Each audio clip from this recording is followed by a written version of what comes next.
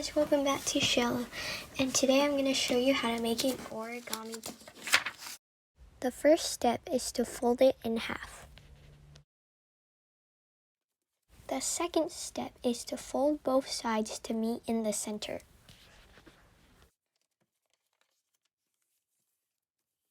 Step 3 is to fold 3 sides to the middle like an envelope.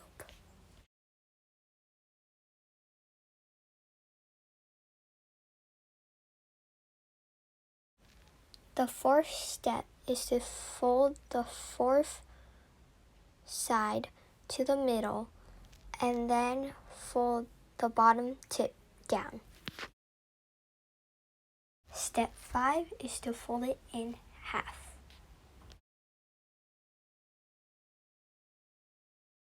Step 6 is a bit tricky, so what you're going to do is you're going to lift up the right side for the head like this. Now form the head by taking the pointy top piece and facing it 90 degrees.